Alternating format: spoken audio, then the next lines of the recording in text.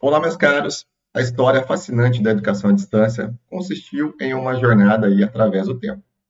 A educação à distância não surgiu do nada. Ela é fruto de uma longa e rica história que remonta ao século XVIII e se estende até os dias atuais, com inovações constantes.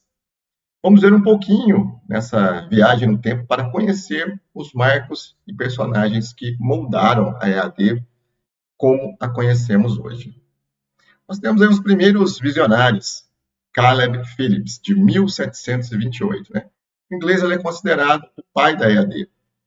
Nessa época, ele publicou um anúncio, né, de um curso por correspondência de taquigrafia, publicado, né, pela Gazeta de Boston, onde oferecia um material de ensino e tutoria por correspondência, abrindo um caminho para novas formas de aprendizado. Esse curso era sobre o ensino de um tipo de escrita simplificada em inglês, chamado de shorthand writing, né, com a utilização de símbolos ou letras para abreviar palavras ou frases. Depois de fazer uma pesquisa na internet, né, e que o shorthand parece até aquelas letras de médico, né? E sim, por incrível que pareça, aí haviam cursos oferecidos sobre essa temática. Abrindo um parêntese, todo esse curso era feito por correspondência, em um trâmite que podemos imaginar que era lento, considerando a época. Ficamos aqui só imaginando, né, como era receber o material, fazer as lições, devolver para avaliações e aguardar os feedbacks. Contudo, já é uma forma de romper barreiras, de se permitir situações distintas das tradicionais de sala de aula, né, e uma forma distinta também que a educação fosse difundida entre diversas pessoas em espaços e tempos diferentes a uma escola. Já o primeiro registro institucional da educação à distância, ou seja, quando ela passou a ser praticada dentro de um instituto, foi em 1829, na Suécia, no Instituto Liber Hermonds, fundado aí por Magnus, né, Lars Magnus. O Instituto Liber Hermonds foi o pioneiro no ensino por correspondência em nível superior, e oferecendo cursos de teologia, filosofia e também latim. No Brasil, o primeiro registro de ensino à distância foi em 1904, um curso de datilografia por correspondência, oferecida pela empresa The Hammond Typewriter Company. Imaginamos que havia uma grande demanda aí de datilógrafos na época. Ainda no Brasil, a partir de um salto temporal, indo para 1941, é possível destacar uma iniciativa EAD que ficou muito conhecida, que foi a criação do Instituto Universal Brasileiro. Oferecia vários cursos profissionalizantes, como eletricistas, né, técnicos no caso, mestre de obras, e uma grande, né, uma gama também, né, de variedade de profissões extremamente importantes. Eu mesmo lembro de ter visto um livro aí de mecânica de automóveis na casa dos meus avós, desse instituto, né? E um material por correspondência, com livros, atividades, enfim. Lembro que eles tinham um apelo muito forte também na televisão, no rádio, jornais de épocas passadas, né? O interessante é que o Instituto Universal Brasileiro existe até hoje, e você pode buscar aí na internet, conferir os cursos oferecidos, como a evolução com o advento da internet. Outro marco histórico bastante pertinente da EAD no Brasil foi a criação do telecurso segundo grau, lá em 1978. A maioria conhece com o nome que foi modificado posteriormente, com o nome de Telecurso 2000.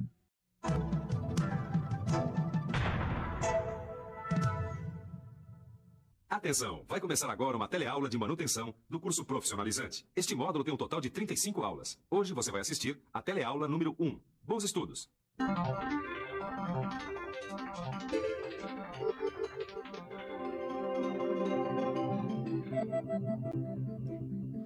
Olha só quem está na minha oficina aqui hoje. O Caio e o Tito. Eles estão a fim de aprender uma matéria muito mais... Consistiu uma parceria entre a TV Globo, mais especificamente a Fundação Roberto Marinho e a TV Cultura, e eram produzidos vídeos focados no ensino do segundo grau, na modalidade conhecida como supletivo, para que as pessoas tivessem a oportunidade de completar o ensino. Os vídeos eram conhecidos pela qualidade e também por passarem na TV. Além dos vídeos, tinham as apostilas sobre os cursos que eram oferecidos. Foi uma grande iniciativa da época e que também conseguiu obter um grande alcance.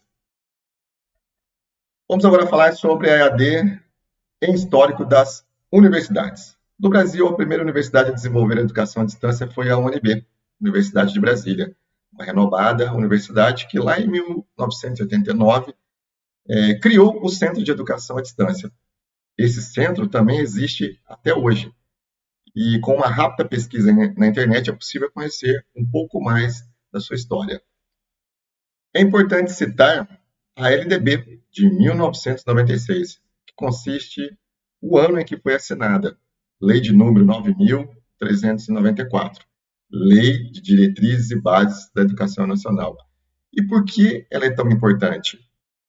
Ela é importante não só para a educação presencial, mas também para a educação à distância, pois foi a primeira vez que isso foi de fato formalizado.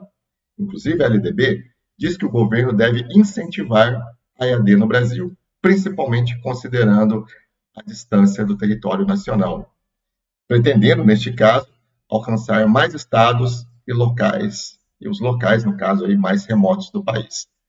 Sabemos que existe uma concentração maior de universidades e institutos nas regiões sul e sudeste do país. Neste sentido, a LDB vem para propiciar que a EAD chegue mais longe. Outro marco importante no Brasil foi a criação da UAB, a Universidade Aberta do Brasil, em 2005 e posteriormente instituída por meio de decreto em 2006. A UAB é um programa do Ministério da Educação, do MEC, em parceria com a CAPES, que tem por objetivo oferecer cursos superiores na modalidade à distância por meio da articulação entre as instituições públicas de ensino superiores e os governos estaduais e municipais. A UAB não é uma universidade, um prédio, não consiste em um prédio físico. Ela é um sistema articulador entre as instituições, no caso de ensino superiores, com os governos, conforme citado, estaduais e municipais, com o objetivo de atender as demandas locais por uma educação superior. Essa articulação, ela estabelece qual instituição de ensino deve ser responsável por ministrar um determinado curso em um certo município ou uma certa microrregião por meio aí dos polos de apoio presenciais. A OAB é altamente atuante no Brasil e o Instituto Federal de São Paulo faz parte do programa, com oferta de graduações e especializações em várias áreas. Já para o século XXI, caminhando mais ainda no tempo, tem a questão do advento aí da evolução exponencial da internet e das tecnologias digitais que revolucionaram a educação à distância, criando e propiciando ambientes virtuais de aprendizagem, interativos e imersivos. E com isso, a gente teve a oportunidade de conhecer um pouco do histórico da EAD no mundo e também no Brasil. E caminhando aí para o encerramento da nossa videoaula, nós temos aí os impactos e os benefícios que a EAD traz para nós. A EAD é nítido que ela enfoca a questão da democratização do acesso à educação, permitindo que pessoas de diferentes lugares, contextos e realidades socioeconômicas possam estudar e também se qualificar. Mas nós temos alguns desafios e perspectivas aí para o futuro. A EAD ainda enfrenta o desafio como a evasão escolar e a necessidade de maior investimento em infraestrutura tecnológica.